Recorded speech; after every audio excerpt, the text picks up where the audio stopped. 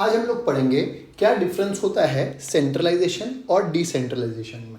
सबसे पहले मैं एकदम लेमन टर्म्स में आपको समझा देता हूँ, उसके बाद हम लोग डिफरेंस के फॉर्म में जैसे भी आपको दिख रहा है वो भी पढ़ लेंगे।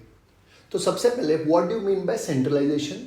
जब एक ऑर्गेनाइजेशन में डिसीजन लेने की पावर्स सिर्फ एक पर्सन या सिर्फ टॉप अथॉरिटी के पास होती है तो उसको सेंट्रलाइजेशन बोलते हैं। और जब ऑर्गेनाइजेशन के अंदर डिसीजन लेने की पावर्स बांट दी जाती है अलग अलग डिपार्टमेंट के बीच में या अलग अलग लोगों के बीच में तो उसको डिसेंट्रलाइजेशन बोलते हैं। एकदम इजी। अब हम लोग इसको डिफरेंस के फॉर्म में पढ़ लेंगे ताकि पता चले और क्या डिफरेंस होता है सेंट्रलाइजेशन और डिसेंट्रलाइजेशन के बीच में। सबसे पहले मीनिंग तो वो लिखा है when all the powers of the decision making are concentrated in top management it is called centralization।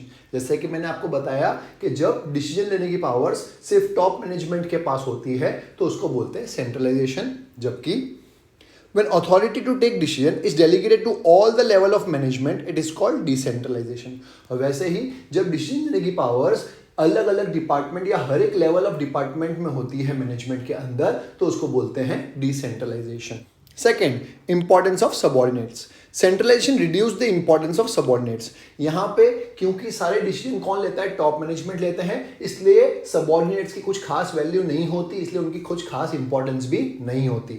जबकि decentralisation gives weightage and importance to subordinates. लेकिन डिसेंट्रलाइजेशन में क्योंकि अथॉरिटी सबके पास होती है इसकी वजह से सबऑर्डिनेट्स की वैल्यू या इंपॉर्टेंस भी ज्यादा होती है। Third, decision making powers. Decision making authority rest with the top management. जैसे कि मैंने आपको बताया जो डिसीजन लेने की पावर होती है वो सिर्फ और सिर्फ टॉप मैनेजमेंट के पास होती है। जबकि decision making powers is delegated to all level of management. और यहाँ पे जैसे कि हमने मीनिंग में भी पढ़ा था कि डिसीजन लेने की पावर्स हर एक लेवल ऑफ मैनेजमेंट के पास होती है। Fourth, delegation of authority. There is not delegation of authority. Centralisation में अथॉरिटी को डेलीगेट नहीं किया जाता क्योंकि सारे डिसीजंस को लेता है टॉप मैनेजमेंट, इसलिए कोई डेलीगेशन ऑफ अथॉरिटी नहीं होती किसमें, सेंट्रलाइजेशन में। जबकि authority is delegated to all levels. Decentralisation में अथॉरिटी को डेलीगेट कर दिया जाता है हर एक लेवल पे। Fifth, burden on superiors. Superiors के ऊपर कितना बर्डन होता है। The burden of work on the superior increases in centralisation. यहाँ पे सारे डिसीजन किसको लेने होते हैं, टॉप मैनेजमेंट को, इसलिए बर्डन भी ज्यादा होता है किसके ऊपर, टॉप मैनेजमेंट के ऊपर। जबकि the burden of work on superiors is reduce. यहाँ पे सुपीरियर्स के ऊपर बर्डन कम होता है क्योंकि डिसीजन लेने की पावर्स दे दी जाती है सबके हाथ में, तो यहाँ पे टॉप मैनेजमेंट के ऊपर बर्डन कम होता है, इसलिए सुपीरियर्स के ऊपर भी बर्डन कम होता है। Sixth, development of leaders. There is no environment for development of leaders. यहाँ पे सारा काम टॉप मैनेजमेंट खुद ही करता है, किसी को काम देता ही नहीं है, किसी को पावर्स देते ही नहीं है। जब किसी को पावर्स नहीं देंगे तो कोई लीडर डेवलप नहीं होता है, इसलिए बोला गया है कि यहाँ पे लीडरशिप डेवलप नहीं होती है, ये नए लीडर्स नहीं बनते हैं। जबकि as managers at all levels take decisions leaders are prepared. यहाँ पे डिसीजन लेने की पावर सबको दी जाती है, इसलिए लीडर्स प्रिपेयर होते हैं, नए लीडर्स बनते हैं किसमें, डिसेंट्रलाइजेशन में।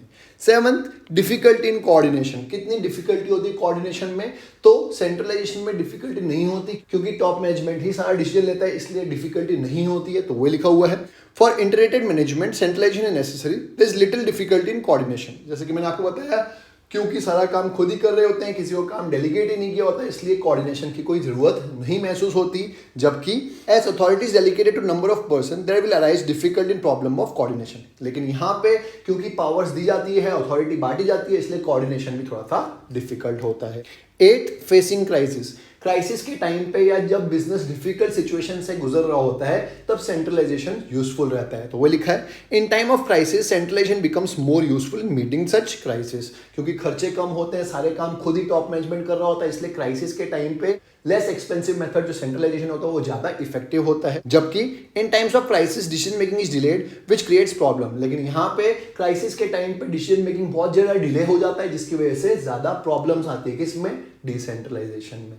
Ninth, size of organisational structure. देखिए छोटी कंपनी होगी या बिजनेस का साइज छोटा होगा वहां पे सेंट्रलाइजेशन अच्छा रहता है, और जहां पे कंपनी का साइज बहुत बड़ा हो जाता है, बिजनेस बहुत बड़ा हो जाता है, वहां पे सेंट्रलाइजेशन इफेक्टिव नहीं होता क्योंकि अकेला कितना ही काम करेगा तो काम को बांटना ही पड़ता है, तो डिसेंट्रलाइजेशन इफेक्टिव हो जाता है, तो वो लिखा हुआ है। When there is a small size of organization, centralization is adopted. जबकि when the size of the business unit is big and organization structure is complex, decentralization prevails. और जब कॉम्प्लेक्स हो जाता है सिचुएशन या बड़ी बिजनेस बन जाती है तब डिसेंट्रलाइजेशन प्रिवेल करता है. और last, rigidity. When organization structure is rigid, centralization is seen. जब business structure rigid होता है तब centralization देखा जाता है. When organization structure is subject to frequent changes, decentralization is useful. और जब business में बहुत ज़्यादा changes आ रहे हैं तब decentralization काम का होता है. हम लोग ऐसा बोल सकते हैं जब एक ही जैसा काम, monotonous काम या routine काम होता है तब centralization effective होता है. और जब business में नई creativity करनी होती है, नए नए challenges आते हैं तब decentralization काम का होता है. सिंपल. मुझे उम्मीद है आपको समझ में आया होगा. अगर आपको लग रहा है मेरे वीडियोस आपके एग्जाम में काम आ रहे हैं तो प्लीज़ मेरे चैनल को शेयर जरूर करिएगा ताकि आपके फ्रेंड्स भी अच्छे से पढ़ सके. और अगर आपने मेरे चैनल को सब्सक्राइब नहीं किया तो प्लीज़ सब्सक्राइब कर दीजिएगा. मिलते हैं नेक्स्ट वीडियो में एक नए टॉपिक के साथ.